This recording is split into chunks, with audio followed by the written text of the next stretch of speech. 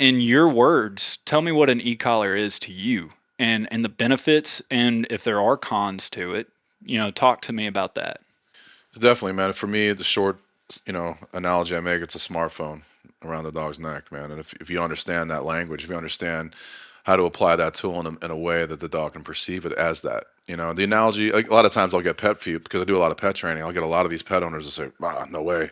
That's the electric chair on my dog's neck. And they're not having it. And, I'll do my very best to educate them. But, I have my business hat on, I can see when that's a dead end, and I'll just tell them I'm not the trainer for you and move on. But I think if people are open minded to it, a lot of times you have to talk to folks with human analogies. If you try to get too deep in the woods with dog training, they get lost. And my wife used to come to a lot of go home lessons and be like, "Bro, Tone it you back. got to dumb it down, bro. Like I get it because I know you and I live with you, but so long story short, man, we have." In most restaurants or government buildings you go to, there's a defibrillator on the wall, right? So if someone hits cardiac arrest, you just have to figure out where that box is. You pop it off the wall, you push power, it's idiot proof. It tells you where to put the contact points, when to stand back, when to hit the button, let the device do its job. So it's an electronic device that restores life for someone who's in cardiac arrest. Conversely, as I mentioned, you have the electric chair, right? It's a device that will fucking take life in an instant, right? So you have two electronic devices that have polar opposites. It's based on the user's interpretation, how they apply it and to what level to make to make that box do its job. And again, that's just a quick human analogy, man, about how it's how you apply the tool. And another analogy is my hands, bro. I can bring you a pizza, I can massage you, and I can smack the shit out of you too. It's like, and the dogs have to know both worlds. And we're going to talk a lot about the gas pedal application for me, where we're going to have the dog enjoy the equipment going on. We're going to have the dogs feeling invigorated when you touch them.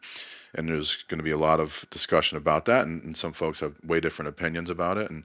But for me, if you're taking that tool and you're applying it in a way where the dog perceives it as a catalyst to do better, to keep going, to keep moving, as an activator, not a suppressant or brakes, the world's wide open. We can always apply brakes later. Always apply brakes later. And you saw a very strong police dog out here that had not brakes applied in many couple of years, and today he got the brakes applied, right? And he understood that game. But as a whole, for me in my process too, I think and everybody's got their own little process. I'm very, very deep on making the dogs addicted to the equipment. Before we ever push buttons, before we ever ask to manipulate the dog's behavior with electronics, I want them to see the collar come out and let them feel like they won the lottery.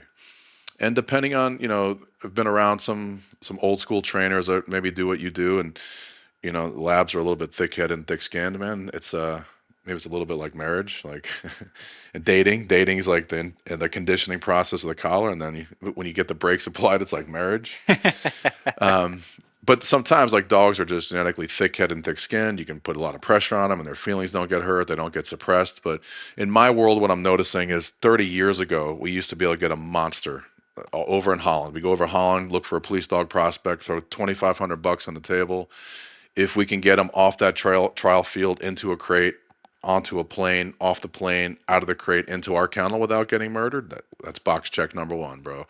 You could strap the old shitty Tritronics brick around their neck and try to burn them into semi-submission and get through your shitty certification. If you lived through that without getting murdered by the dog, then you had plenty of gas to go hunt and eat on the street.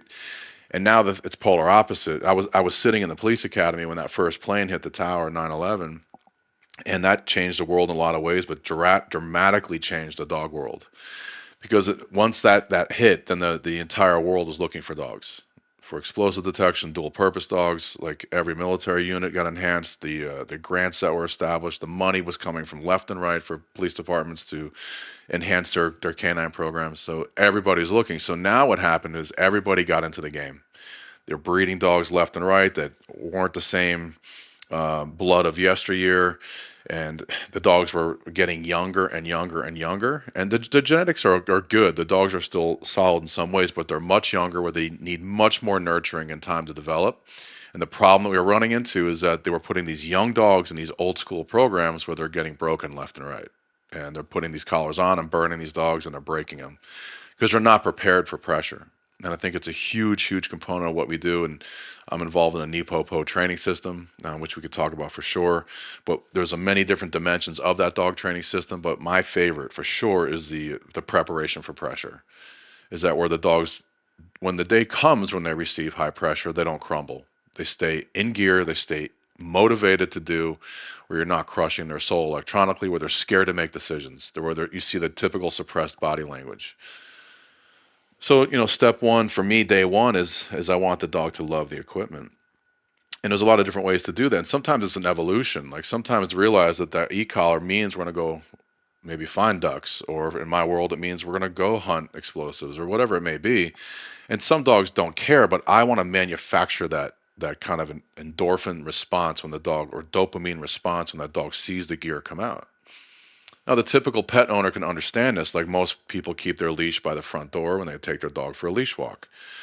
Well, the dog knows like what bat time and what bad channel it is. Like by the time you get up and start heading halfway across your house to get that leash, the dog's meeting you at the door and spinning like choom, like circus, boom, boom, boom, because that piece of equipment has the dog is linked in his brain. When you grab it and put it on their collar, they get to go outside and do dog stuff. And going outside to a dog and sniffing, pissing, shitting, talking shit, barking in the hood, seeing what's up, like really fulfilling their olfactory system is very rewarding for a dog. It's almost like us being on social media, liking, sharing, commenting, talking shit, right? So that's very like a very huge value to a dog. And that piece of equipment represents the catalyst for that event to happen. So the very simple way through classical conditioning, which is the linking of signals, we can link. It's a very easy opportunity for the dog to have, when they see the e-collar come out, to have the same dopamine response, the same hope and anticipation of going outside as they do for the leash. And it's quite simply, the day you want to introduce the e-collars, you have it hanging next to the leash. Before you get the dog, you prepare this. You hang the leash on the coat rack right next to the leash, right by the door. And when you go get the dog, get him out of the kennel, he's flying to the front door, spinning, barking, super excited. You grab the e-collar. It could be preset, so it's just like a hula hoop that goes over his head, or you could strap it. The first time you go to do that, the dog's gonna like Stevie Wonder you and Matrix that shit, be like, yo, you missed the leash, dummy. You'll put the e-collar on, grab the leash, go party. We're not pushing buttons. It's not even charged. But what happens over time and repetition is that action of putting the e-collar on means leash. Leash means party. Then a couple weeks down the road, is a very simple, organic way to do it. There's no leash involved. You get the e-collar. The dog, he sees you grab the e-collar, and the same spinning, like kind of euphoric feeling happens, right? Very easy to connect the dots between the presentation of the equipment and then the party happens. Again, you probably could think about ways in your world. Maybe you've exposed your dogs to water and they fucking love the water. You've never put the collar on before. Just grab them, collar goes on, they get to go in the water. So they start to realize that the dressing of this equipment means the party's starting. It's very easy to link those things together, but a lot of times we're so quick to want to push buttons and start moving along.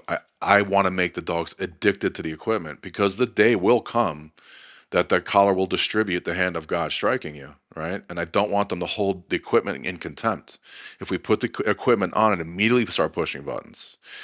And again, the sexy word is titration. A lot of times people are pushing buttons and looking for that physiological response. Well, the problem with that kind of indoctrination to the e-collar is sometimes contact with the skin isn't very secure, or there's a more delicate set of network of nerve endings that are closer to the surface of the skin, where you shift that collar an inch, it's a whole different song to the dog. So you may be pushing buttons with no contact. Oh, this dog's a monster, he's not feeling it. All of a sudden, as the dog's moving, he shoulder checks the collar back into position, or on a more sensitive cluster of nerve endings, and he's yelping.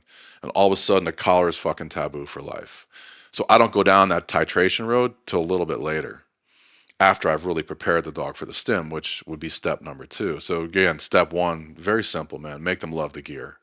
There's a lot of different ways to do that. You can do it through your food obedience. You could just have the collar again extended like a hula hoop. You put your hand through it, they lure them and click and feed, click and feed. I can throw that to the ground. I could free shape it. The dog looks at the collar. I can click and feed. I can make him retrieve the collar. You can go down a lot of different rabbit holes with how you can create an environment where the dog sees that collar come out and they lose their shit. I have videos of dogs losing their minds. Like in my obedience work, I don't move until the dog pushes me to work. Like I'll go out in the middle of the field, stand there when the dog looks to me or chest bumps me. That's not to produce this toy, it's to produce the e-collar because the e-collar is the gateway for the work to begin. And that's the most important step for me is make them love the gear. Yeah.